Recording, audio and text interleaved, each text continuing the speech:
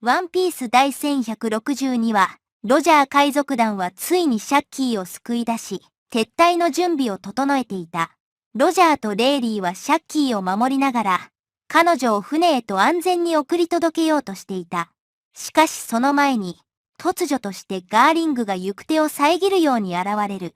しかも彼の背後には、さらに2人の神の騎士が従い、冷酷な視線でロジャーたちを睨みつけていた。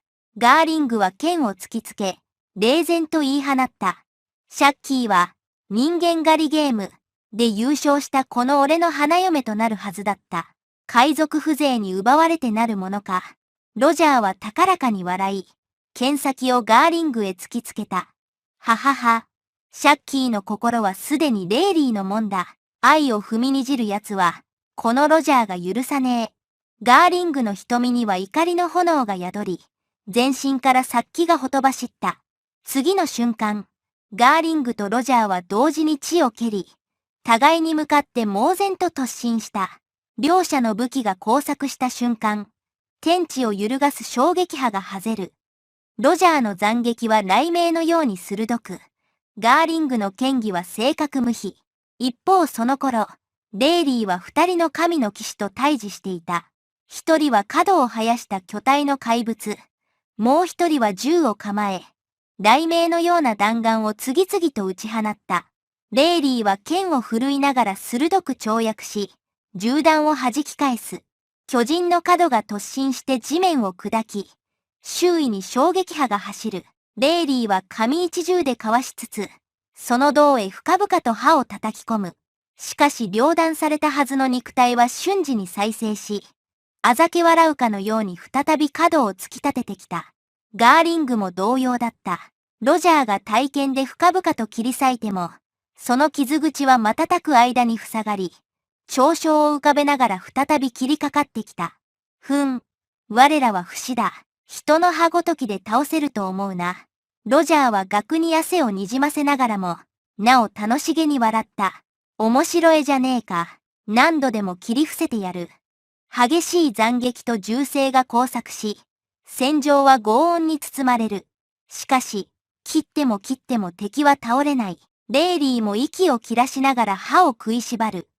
こりゃあ、さすがに骨が折れる。ロジャーもレイリーも、斬撃が無意味だと悟った。神の騎士たちは切り裂かれても即座に再生し、再び襲いかかってくるのだ。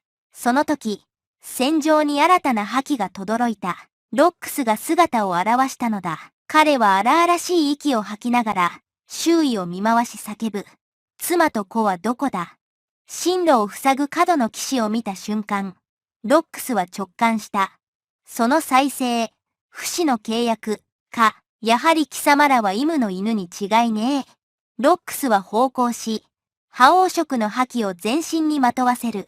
その圧は周囲の岩を砕き、空気を震わせた。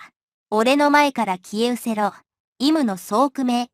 刀を振り下ろすと同時に大地が裂け、角の騎士は両断された。だが今度は肉体が再生することはなかった。黒い稲妻に焼き尽くされ、倍となって消えていったのだ。ロックスは振り返ることなく、なおも妻子を求めて戦場を駆け抜けていく。それを目撃したロジャーとレイリーは同時に気づいた。そうか。不死を断ち切るには、覇王色の覇気が必要なんだ。ロジャーの僧帽が燃えるように輝き、覇王色が全身を覆う。行くぞ。体剣を振り下ろすと、ガーリングの鎧ごと体を深々と切り裂いた。血が飛び散り、今度は傷が塞がることはなかった。ガーリングの顔に初めて苦痛と焦りの色が浮かぶ。続いてレイリーも覇王色を全身にまとわせ、その力を奥義彼岸花と融合させた。彼岸花。覇王色と剣気が絡み合い、黒雷と紅の花びらを伴った斬撃が射手の騎士を切り裂く。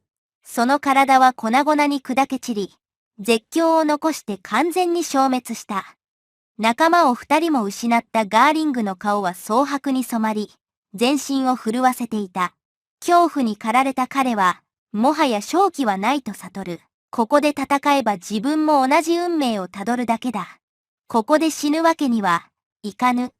悔しげに歯を食いしばりながらも、ガーリングは即座に決断した。背を翻し、迷うことなく戦場の奥へと逃走を開始する。その姿は総帥の威厳を書き、ただ命を惜しむ者の背中でしかなかった。その頃、ロックスはなおも妻エリスと幼い息子を探し続けていた。ついに二人を見つけ出したが、その瞬間、天竜人の一人が銃を放ち、エリスの体を撃ち抜いた。エリス、怒号とともにロックスは一戦、剣を振るい、天竜人を人たちで両断した。駆け寄って妻を抱きしめると、エリスの全身は無数の銃弾に貫かれ、血が止めどなく溢れ出していた。必死に止血を試みるロックス。しかしその努力も虚しく、エリスの命は静かに途絶える。ロックスは声を発さず、ただ妻の亡骸を抱きしめる。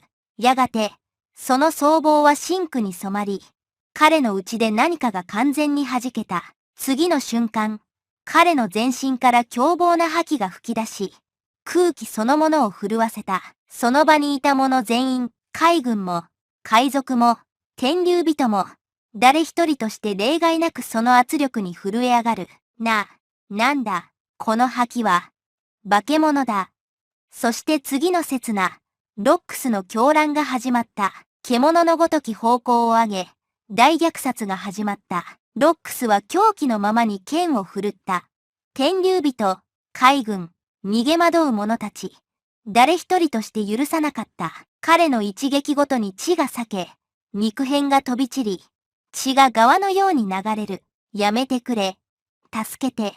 絶叫が戦場を覆うが、それはすべて虚しい絶望の叫びに過ぎなかった。虐殺の頂点に達した時、突如として一人の五老星が姿を現した。ロックスは一言も発せず、直ちに斬撃を叩き込む。不死身と謳われる五老星、イムとの契約によって生かされる存在。だが狂気に陥ったロックスの覇王色をまとう一撃は、その不滅すら無意味にした。まさか、五老星は絶叫する間もなく、真っ二つにされ絶命した。それを目にした海軍兵たちは震え上がる。五老星が、やられた。ロックスはなおも狂気に沈み、血の雨を降らせる。海軍も、海賊も、天竜人すらも逃れることはできない。遠くから見ていた白ひげ、シキ、そしてビッグマム。彼らはただ沈黙するしかなかった。己らの船長が完全に狂気へと落ちたことを悟っていたからだ。そしてついに、ロジャーとガープが動く。いい加減にしろ、ロックス。この世界を滅ぼす気か。ロジャーは剣を握りしめ叫び、ガープもまた拳を固めた。二人は迷いなく前へ突き進む。歴史に刻まれる戦いが、今始まった。激闘、ロックス vs ロジャーとガープ。ロジャーは紙火を繰り出し、ガープは武装色をまとった拳を叩き込む。しかしロックスは避けることすらせず、に受け止めた。血を吐き、致命傷になりかけるも、なお立ち続ける。イかれてやがる。ガープが叫ぶ。次の瞬間、覇王色の衝撃が炸裂し、二人は吹き飛ばされた。ロジャーとガープが力を合わせても、なおロックスに圧倒される。はあ。あの化け物を止められるのは、俺たちしかいねえ。ロジャーが歯を食いしばる。全軍壊滅するぞ。ここで止めるしかねえ。ガープが吠える。再び二人は立ち上がり、総攻撃を仕掛けた。ロジャーの剣は雷鳴をまとい、ガープの拳は大地を砕く。その連撃は天地を揺るがすほどの威力を誇ったが、ロックスが獣の方向を上げ、黒い覇気を全身から爆発させる。衝撃波が広がり、島全体が揺れ動く。ロジャーとガープは必死に食らいつくが、ロックスの一撃一撃は重く、速く、圧倒的だった。剣を振り下ろすたびに大地は割れ、拳を振るうたびに空気がはぜる。ロジャーとガープが力を合わせても、生き延びることで精一杯だった。だが、異変が起きる。暴走した力がロックス自身を蝕み始めたのだ。覇気の本流は制御を失い、皮膚が裂け、血が溢れ出す。